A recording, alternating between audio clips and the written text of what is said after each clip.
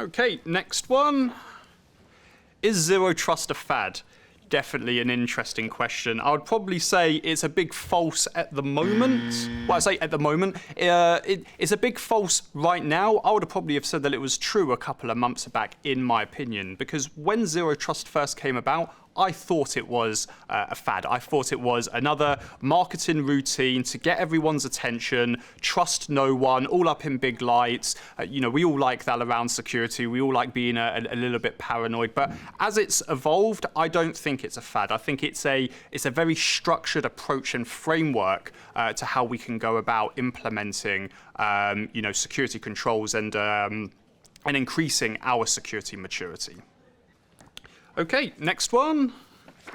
Is zero trust a certification?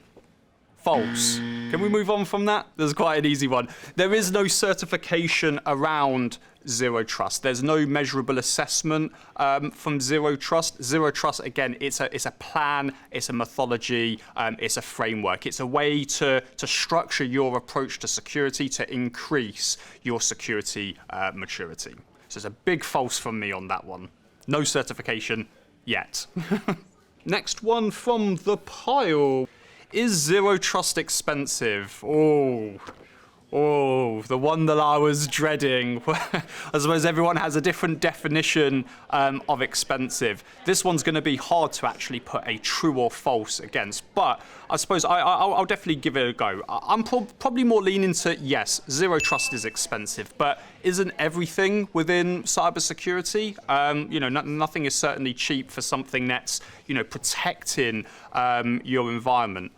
With that being said, there are always ways to optimize what you already have, and you'll probably find that a lot of the security solutions that you have in place contribute towards a zero trust strategy and framework. So for me, on this one, I would say yes, true, it is expensive, it can be expensive, but there are ways to, of course, circumvent that. Let's have another go. Is zero trust required? In a word, no. Zero trust is simply just a framework, it's a plan, it's a strategy that allows a structured approach for you to increase your cyber maturity. It certainly isn't required. You are more than capable, or anyone is more than capable of protecting their business without implementing zero trust. Zero trust is just that plan and structure that can certainly help with joining everything together and really delivering upon the results that you require. So for me, that one's definitely a false. Okay, and next one in here, is zero trust helpful? Certainly, in my opinion, I would say that that's true. Zero trust certainly gives us that plan and strategy to being able to deliver against a better and more organized security maturity. It allows us to plan what solutions, technology, people and processes we need in place to ensure that our risk factor is as low as possible. Final one, awesome. Is zero trust worth it?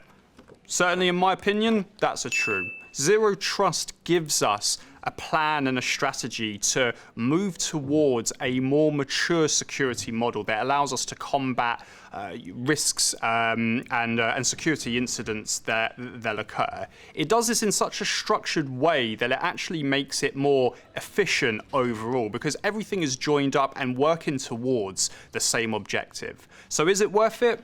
100%. I would absolutely encourage everyone to, if you haven't already, look into adopting a zero trust model and start planning and architecting toward that zero trust model.